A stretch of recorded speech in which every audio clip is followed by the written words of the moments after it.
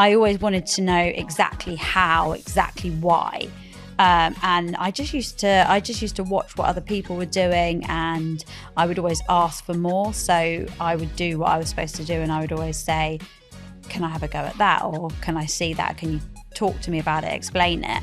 And I think that was part of the reason really that I decided to go off and start on my own, because I wanted to do more, but they really tried to put a ceiling in place to say, look, you've only been here a few months, stick to running the credit searches, doing the filing and things like that, opening the post.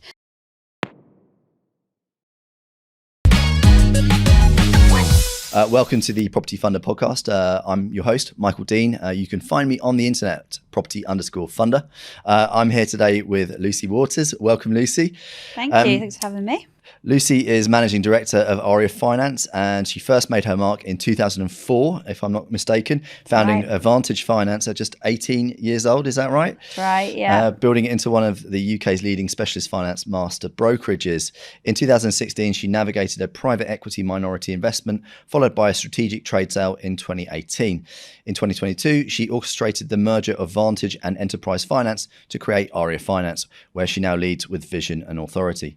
With over 20 years of experience, Lucy is a well-respected industry figure, a frequent commentator in trade media, and a sought-after speaker. She's passionate about mentoring future talent and delivering tailor-made solutions in specialist lending.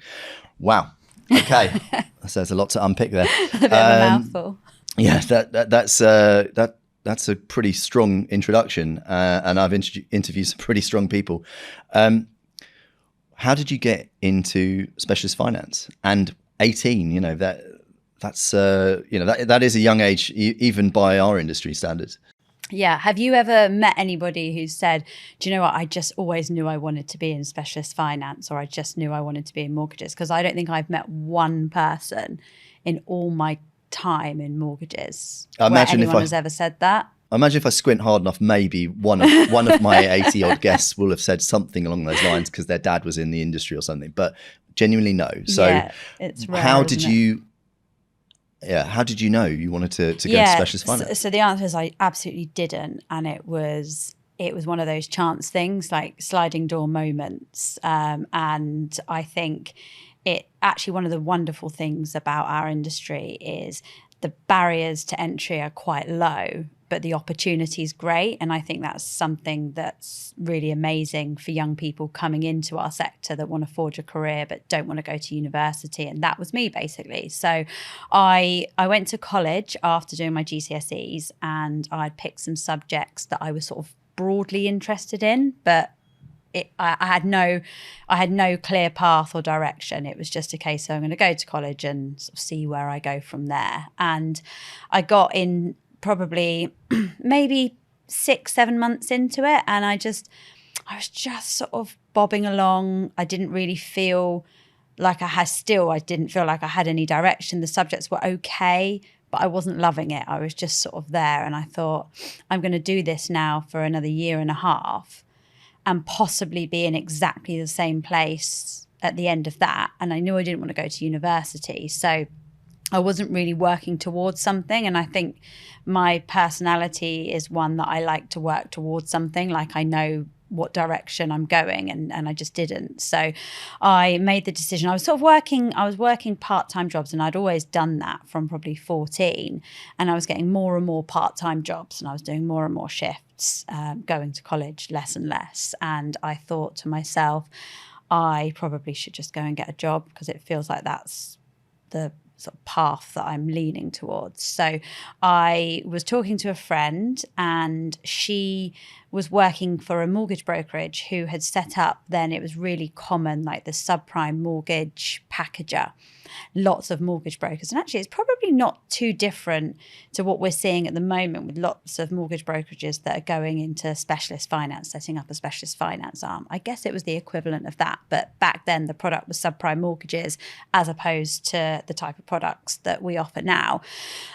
So there was only a couple of them in the business, and she got me an interview. I'd gone actually for a random interview just for a job that I'd found posted somewhere and didn't get the job, for a receptionist job.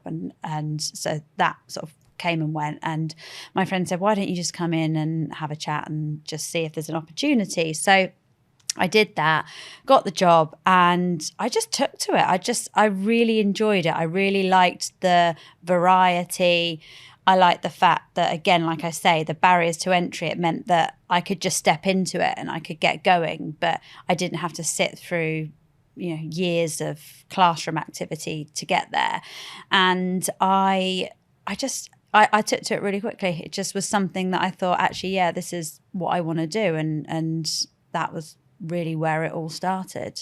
And what sort of training were they giving you? Were you having to work? Was CMAP a thing then? Were you working towards something like a CMAP that you had to, there was a sort of a checklist that you had to work through to help you, I suppose, place the cases and source the funding for the clients, or was it a little bit more find on your feet, really? Right. Okay. And how did you adapt to that? How did you? What were the strategy you employed so that you could, effectively do your job effectively? Yeah, I'm one for asking questions. I ask a lot of questions, and I always say to people in our business, just ask loads of questions, because you can't go wrong if you ask loads of questions. There's no such thing as a silly question when you're learning. Obviously, you get to the point where you can possibly class something as a silly question 3 years in. But I always wanted to know exactly how, exactly why.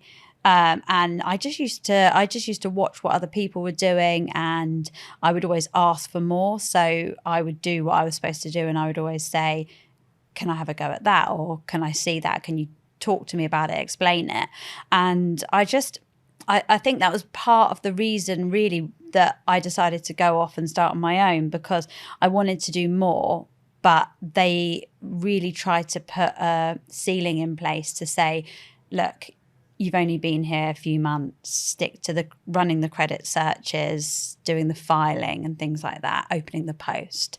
And I wanted to learn, and they were sort of just like, wait, take your time, don't get ahead of yourself. And I found it frustrating, and that was really what pushed me to do it. And I understand there's always a balance, isn't there, that you can't let junior people loose on client files. You can't let a junior loose on things that they could potentially have a big impact or an adverse impact on.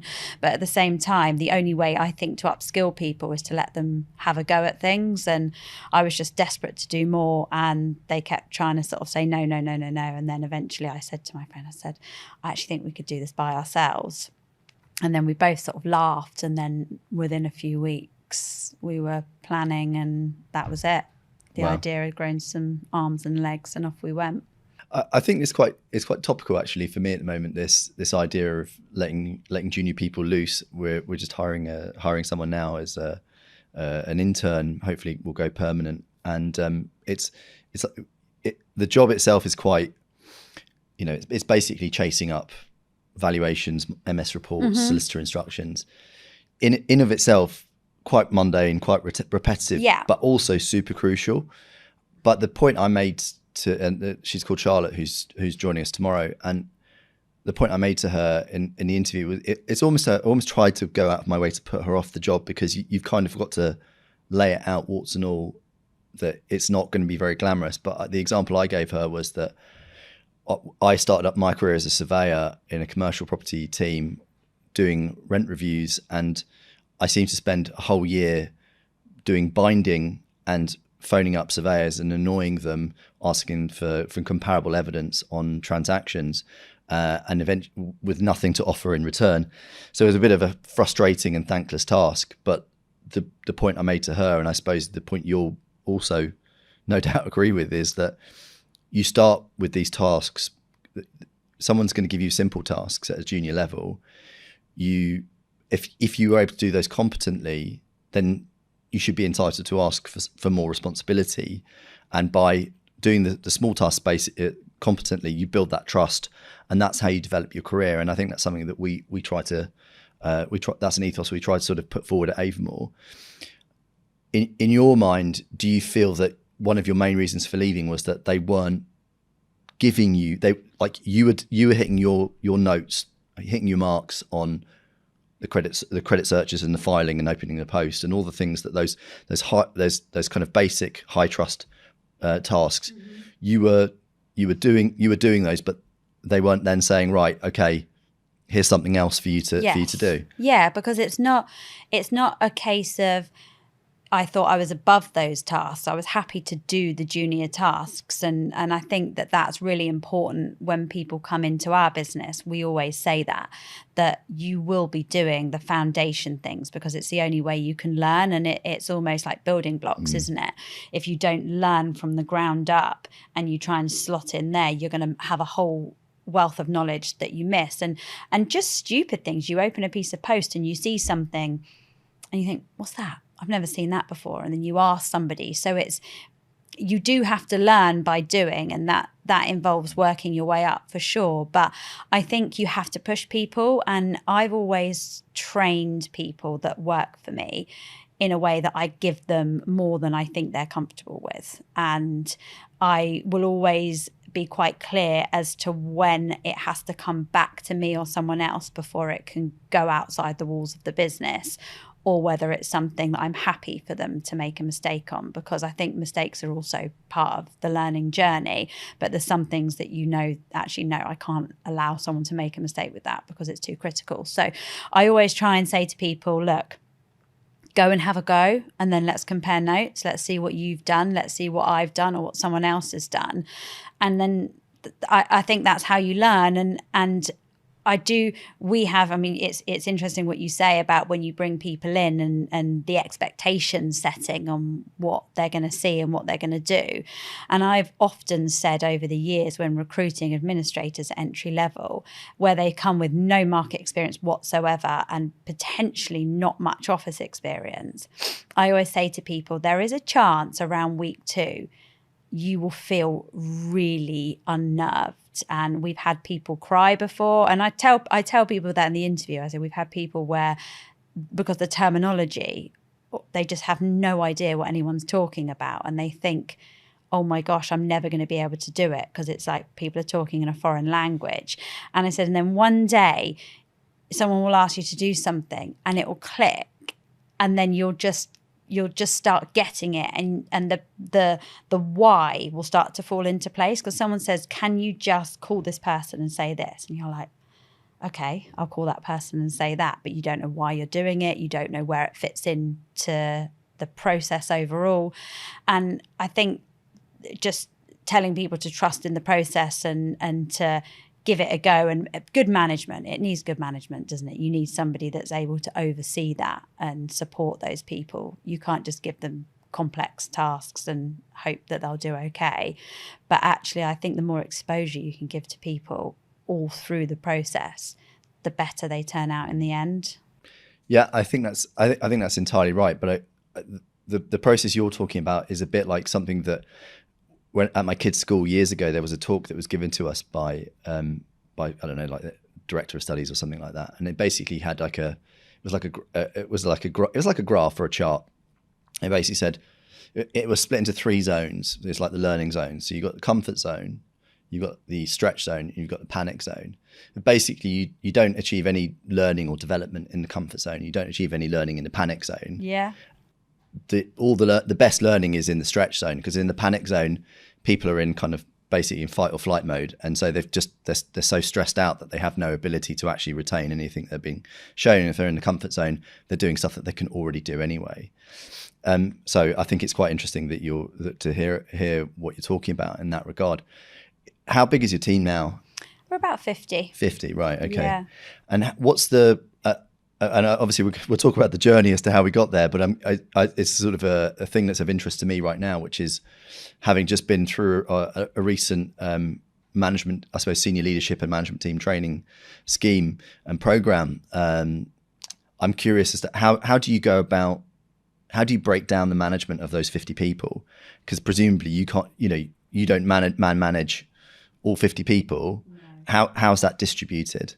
Actually, I think that's one of the hardest things when, like, in my experience of scaling a business, I think that's one of the hardest things and something that I've struggled with over the years. And I think we're probably in a much better place now than we've been before, because I think I've always tried to retain too much over everybody, and it's impossible to do it well. And also I still actually write business. So I still deal with clients, I deal with lenders, because I want to stay current, I want to stay in the details. So actually then to manage people well and to understand their pipeline, their challenges, training, recruitment, and all those things in every department, you just can't do it efficiently. No. And we've now broken it down by department. So every department, product department, will have a department head, and then we've got somebody that runs our operations, we've got somebody that runs our sales, and then I've got Joe, who kind of is my number two. He's our sales and commercial director, so he's a huge support for me. But over the years, I've not always had those people.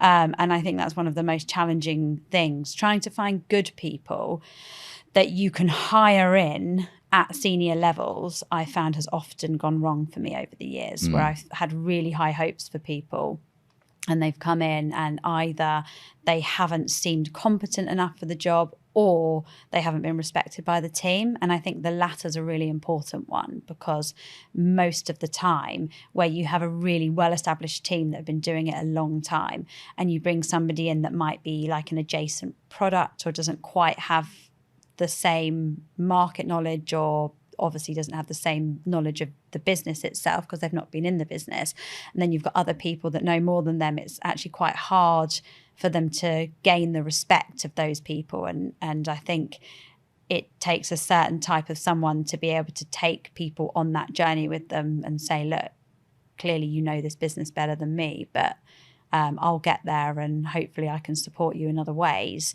And we've had that more recently with a head of operations that we brought in, and everyone's really taken to him. And that's probably one of the only coming in at a more senior level success stories that we've had in recent times, because everyone else has grown with the business, which I think you tend to get the best out of people when they grow with the business.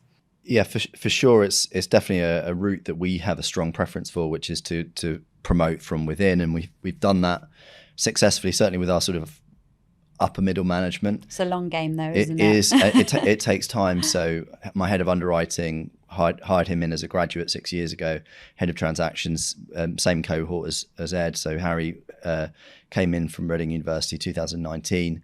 Adam, Director of Sales and Marketing, joined us in 2020.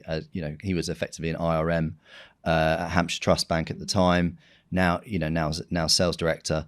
You want to sort of promote people from the ground up if you can, but at the same time, it, like you said, it's a long game, and sometimes you can't wait 6 years. Matching the speed of your growth, and it doesn't always work out, does it? No. Do you think the limitations that you've seen, where people have not necessarily made the grade as managers in Aria or previously Vantage, is it by the sounds of it, it's due to weaknesses in their technical competence and technical experience, as opposed to a broader leadership skill set, or have there been people who've maybe had the technical ability but maybe just aren't naturally good leaders? Yeah, 100%. We've seen both. So I think the people who have been really good in our business and really successful business writers and real doers, I've made the mistake more than once of trying to promote those people to managerial positions, and it actually is really hard on them and on others, because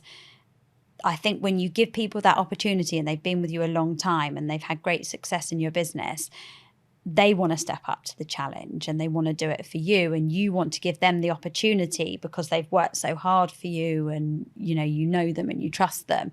But actually there's often a case where they're really great doers but they're not good leaders, and that can be for, I've found, different reasons. So sometimes it's they don't like the difficult conversations, or sometimes they're just not organized enough. Like they can do their own stuff, but they can't do their own stuff and watch what other people are doing. And I think we, as a business, we've always tried to be as lean as possible. So most of our managers write business, and I think that's just a culture because I've done it. I don't know whether it's right or wrong, but my feeling has always been that actually to be respected and credible, people like to see that you can do it and that you walked in their shoes. And there's actually not a role in our business that I haven't done at one point in time. So it doesn't mean that other people wouldn't do certain roles better than me, but I think it's just that being able to say, look, I know I've been there, I've done it, and I know what the challenges are.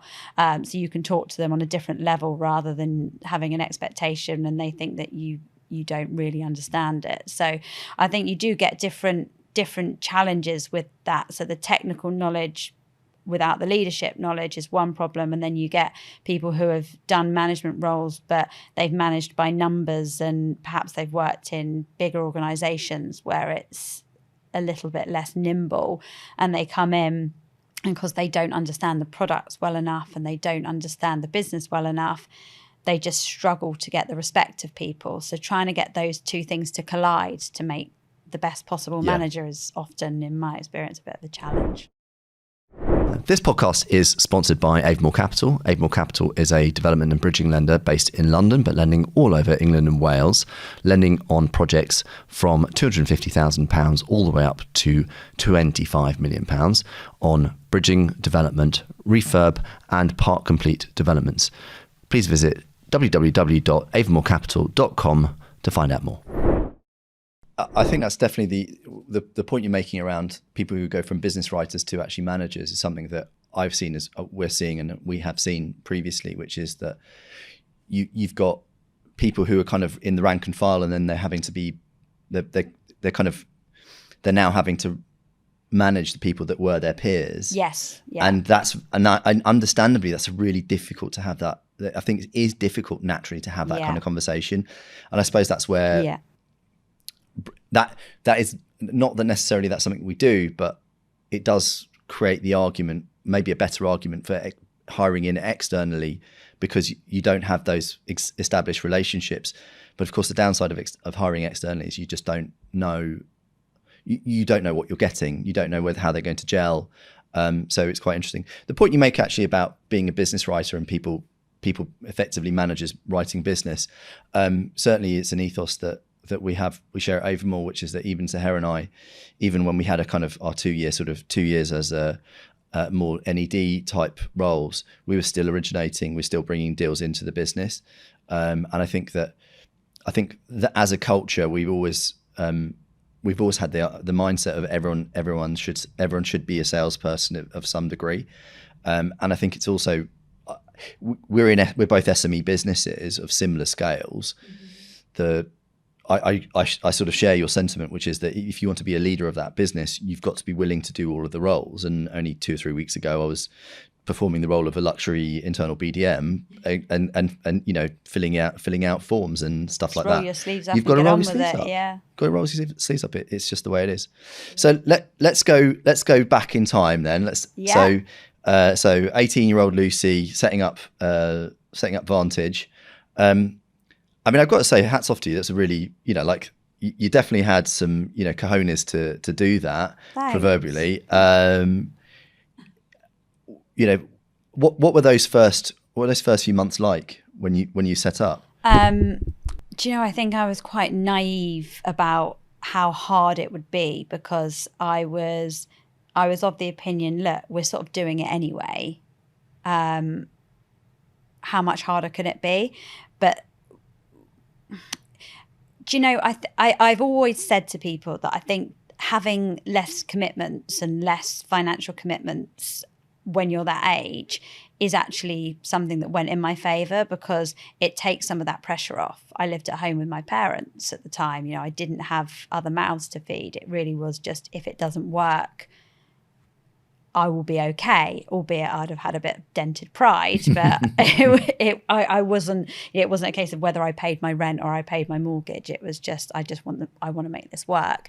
So the early days, I think the hardest bit for me was that there just wasn't any stuff happening, because you were having to start it all from scratch. So obviously you've got to get everything in line. You've got to get all of your management processes and accounting processes, licenses and things like that sorted. But from a day-to-day perspective, there was just not, there wasn't one piece of business in the office. So it was cold calling relentlessly every day. And because we're B2B, we've always been predominantly B2B. We were cold calling mortgage brokers who, we were in a saturated market. It was pre-financial crisis. So we had lots of competitors that were really established, and it was a very sort of ego market at that time. It's, what lenders have you got? What prop fees do you pay? How many people are you in the business? And how long have you been doing it? You're how old? And it was quite hard to break through some of those barriers at the start. Did you have to put on like a voice? Like, did you have to deepen your voice so that you didn't have this squeaky like teenager voice? Well, yeah, there's a bit of that. I think when you meet people, especially on the lender side, there was a lot of lenders that sort of looked down their nose, and young and also female back then. Not that I try not to talk about that too much, but if you go back in time 20 years ago, it was a very different market. Like, the balance has shifted, and I'm sure there's a lot of people that feel that we still haven't gone far enough. But 20 years ago, it genuinely, I would go to the Mortgage Strategy Awards and be one of a handful of women in the room, and that's just how it was. And I think we had to overcome some of those barriers back then, but you just get a break, and then that break can lead to another break. It's quite easy to feel like giving up, though, I think, in those times, because you think it's slow, like it's really slow. Nothing happens overnight. And I was always comparing ourselves to others and saying, well, look what this business is doing. And, are we ever going to get to that stage? And it was quite unnerving, the thought of how we would get from having, at that point, maybe 3 or 4 files open to the point where we were actually making any meaningful money with lots of lender relationships. And you had to sort of beg for lender agencies, but they wanted to see what volumes you were doing. And then the brokers that were introducing to you wanted to know what lenders you had. So it was a little bit chicken and egg to start with. Yeah. And how did you, what was your process that kept you going? Because I guess that the reason why most small businesses fail is, sometimes it's just, it's basically lack of sales, right? So you obviously had that extra bit of runway because you didn't have any overheads to speak of, really. I mean, you had some, of course. Hardly any, yeah. But you weren't in danger of running out of money, but eventually you're going to be like, sod this, I can't do this anymore. How did you, what was your sort of internal self-talk and process that kept you going? I hate giving up. I really hate giving up. And there was a few times where I thought to myself, it could just be about to happen. I'll just give it a bit longer. And that mentality can also be dangerous in other scenarios. In a challenging market, for instance, that can be challenging if you're thinking, I'm just going to hang on a bit longer, and you don't move quick enough. But actually, like we said, my overhead was low, and I did have the luxury of being able to do that for a bit longer than perhaps you would have done if you had the pressure of bills. But at the same time, it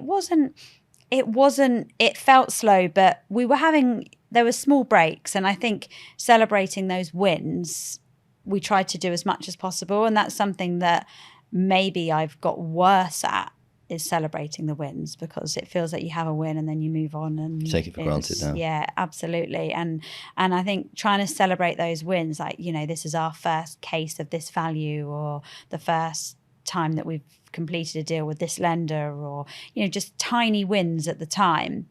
And they're the things that you build on, the foundations that actually lead you to grow the business.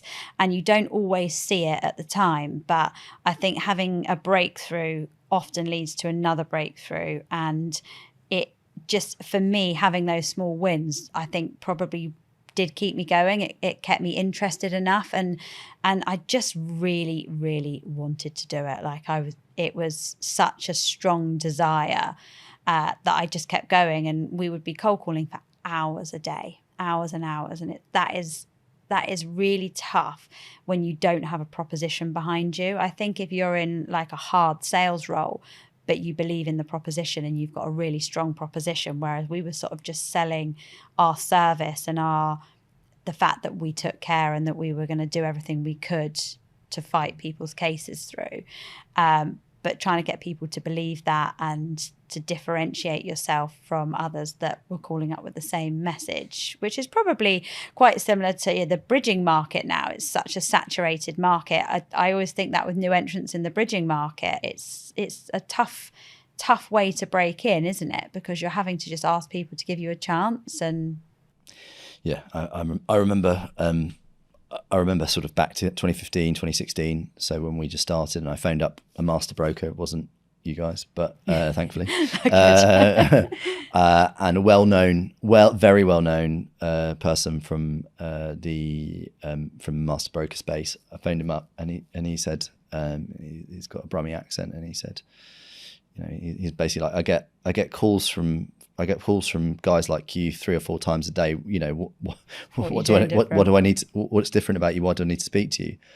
And it's quite funny because I sort of, rather than lean in and sort of go for the hard sell, I just said, well, I mean, it sounds like you don't need this. It doesn't sound like you don't need me. I'll maybe we'll speak another time. And he said, oh no, hold on. Just trying to play hardball. Yeah. So it was quite fun to call his bluff. But the reality is that it is hard, really hard, as a new entrant to the market in the lending space. And I think one of the reasons why we ended up more in the development space was because the bridging end of the market was so saturated that you had to find something that differentiated yourself. You have to find your niche. In fact, that I've spoken about it a few times now, which is that it took me about 2 years to work out that actually, as a lender, I needed to pigeonhole myself so that brokers would actually remember what we were good for. Because for as long as we were like, just send us everything, we'll look at everything. You've got to be something, or you're either something very specific, or you're nothing to brokers. I think that was the direction that we had to go in. But in terms of just coming back to you for a moment, it seems that the one thing that I picked up on is that you seem to be naturally very inquisitive. Do you think that in those early days when you spent pretty much all the time cold calling, do you think that one of the things that kept you going was your inquisitive nature and the fact that you like to learn things about people and businesses and that sort of thing? Do you think that even if you weren't getting business, you're kind of learning and developing and expanding your mind? Yeah, I think that's right, actually. And I've not really thought about it like that before, but I think it's true. I think it's like pulling on threads. You start to hear things, you pull on that thread, and then you'd go off and you'd look into it. And obviously it was slightly different then. The access to information now is so different to what it was even 20 years ago, but it did make me, I'd hear a lender name, or I'd hear a product name, or I'd hear that so-and-so is doing this, and I would just go away and try and find out about it. And I think that's just how we then managed to find opportunities from time to time, because you've just got your ears open all the time, trying to see what other people are doing and take the good bits from what they're doing, and the bad bits, make sure that you're not doing that. And one of the things that was a really common theme at the time, so we weren't called master brokers, we weren't called distributors, we were called packagers. And there was a lot of negativity about mortgage packagers, that it was kind of low skill. Why are they taking the commissions that they are, but not doing the service that they should be?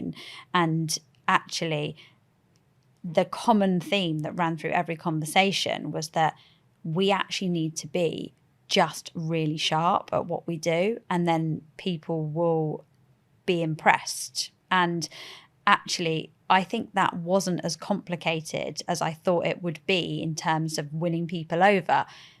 Always pick up your phone, ring people back, keep people updated, over-update people. If you're in a situation where nothing has happened, ring someone and say, oh, just to let you know, still not heard anything on that, but I'll let you know when I have. And people love that. And it's so simple. But actually, one of the common themes is that brokers will put a case in, whether it be lender or to distributor, and they don't get any feedback. and that's their client. They've trusted somebody with that referral, and it might be a really long-term client. Maybe it won't be, but maybe it's something that could lead to more business. And that's how everything works, isn't it? You sort of build on your success and referrals, especially in our market. So I think that the simplicity of just give a good service, communicate. It actually wasn't terribly complex how to do a good job. It was just a case of doing the basics right, and people then would respect that and they'd be grateful for that. And not just on the broker side, on the lender side, on the valuation side, on the legal side. When people see that you're really diligent and you're trying to do a good job, they remember you, because actually not everyone does that. In fact, very few people do that in our market. And it still shocks me to this day how the quality can sometimes be so poor in a market which should just be service driven. Well, as it's been a theme of the last few episodes, I'm not going to go two-footed on surveyors and solicitors today. So they can get out from behind the sofa just when they thought I was going to go after them. But I do agree with you that is that service levels. It's something that we're actively, consciously striving to improve our own internal service levels. Because I think ultimately, we are trust-based businesses, and like you said, your brokers trust you, you trust businesses like us. We have to, these are long-standing relationships. That broker is potentially a massive introducer for you. If you let them down, if we let you down, you let them down. That's potentially a huge lost source of revenue. And I think that, that's something that we all need to learn about. When did you kind of realize that you actually had a business in Vantage? What was the moment or moments where you're like, yeah, this is going to work. This is happening.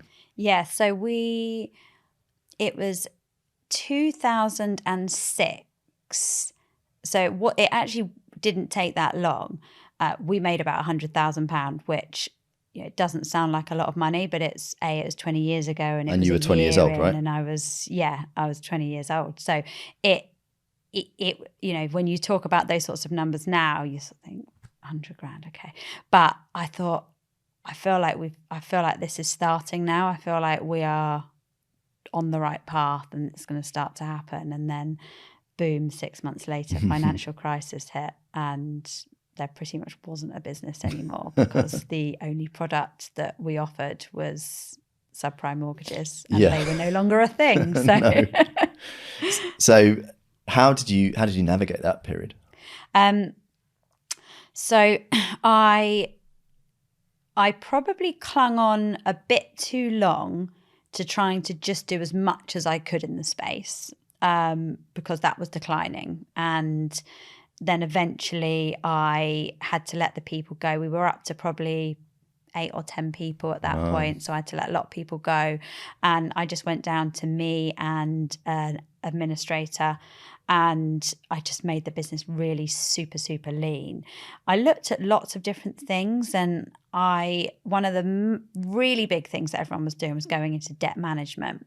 And I looked at it a few times, and I just kept thinking, this just does not interest me. I kept thinking, I need to do it because that's what everyone's doing. And I thought, I just can't. I've got absolutely no desire to try and make a business out of debt management.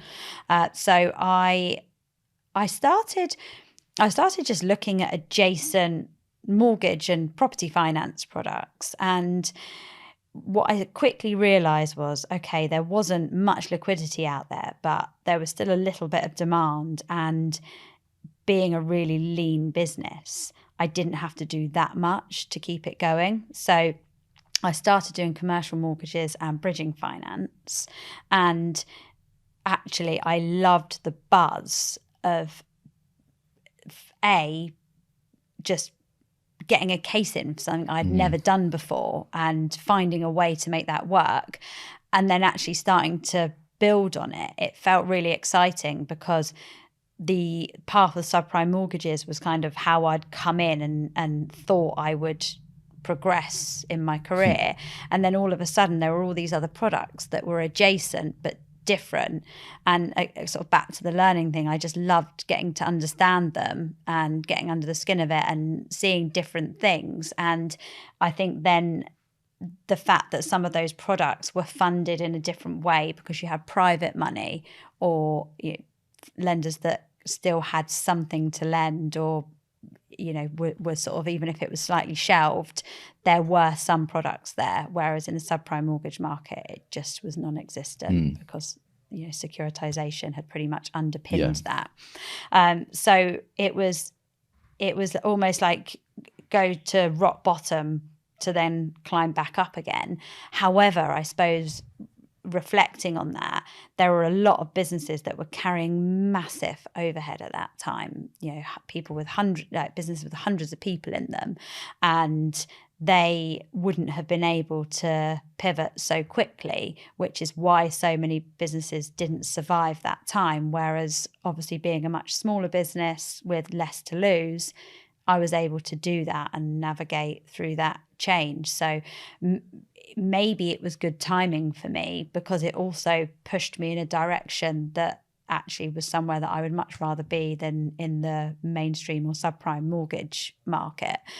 We do residential mortgages, but it's a smaller part of what we do. And the specialist buy-to-let, bridging finance, development finance, that's always been something since I started it that's excited me a lot more. So again, it's one of those things where it was unintentional, but actually the outcome is far better than how I would imagine had I continued where I was. Yeah, no question. I guess it's almost like you got a second chance to start again. Yeah. In a way. So, and I guess I wonder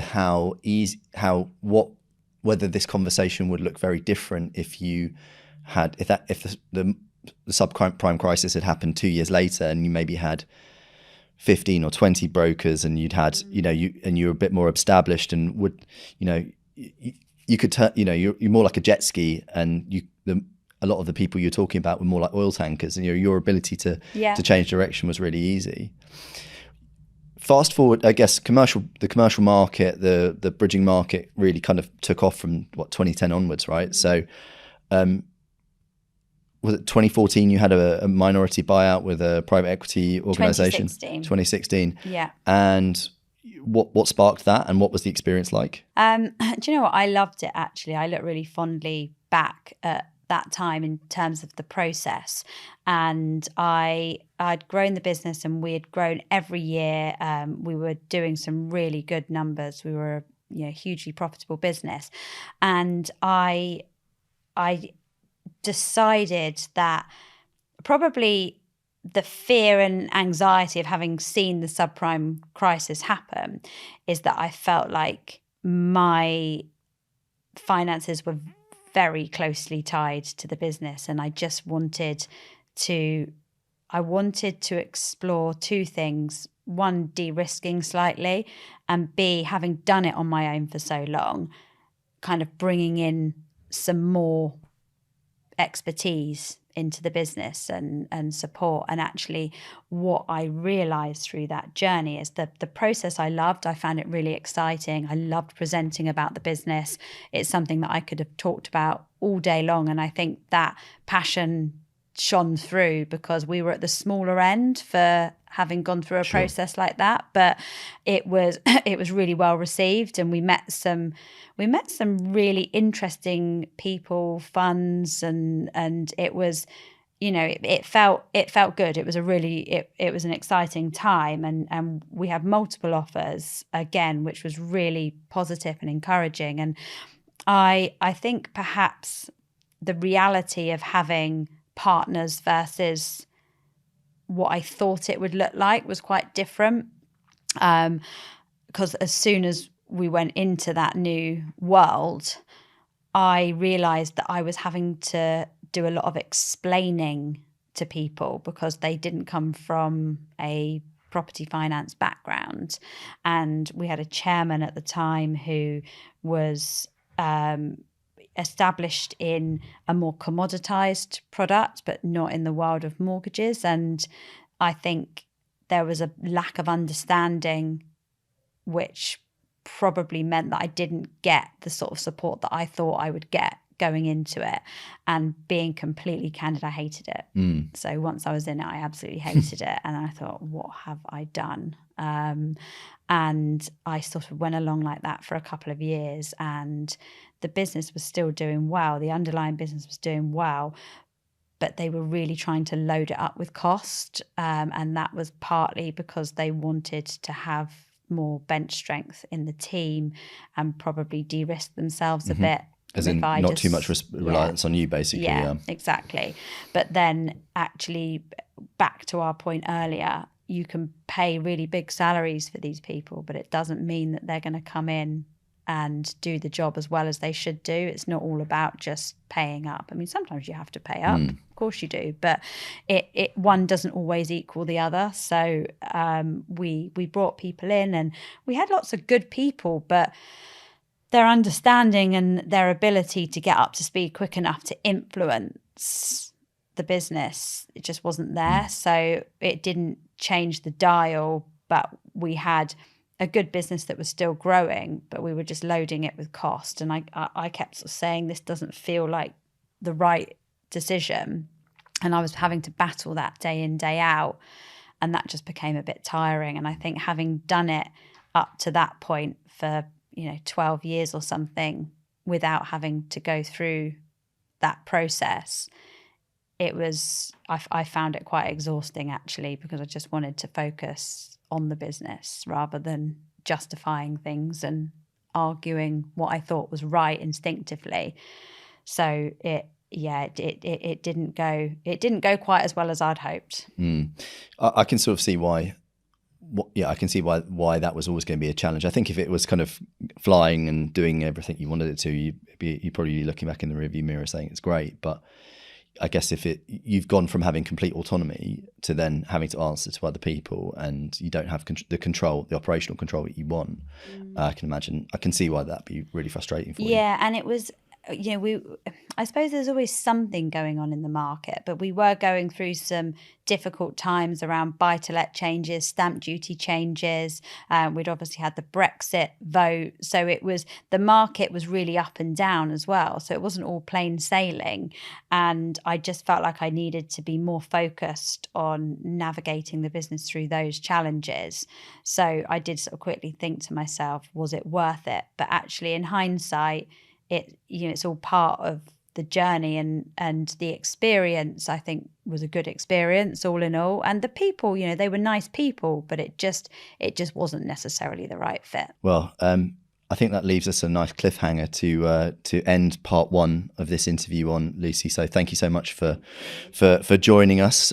Join us again in the next episode of the Property Funder podcast, where we can learn from Lucy as to what happened next, and learn a bit more about the future of Aria, and maybe a bit more on Lucy's views on the market and where we're heading. But for now, thank you. And I've been Michael Dean. You can find me on the internet at property_funder, and we'll talk to you again on the next one. Thanks, and bye-bye.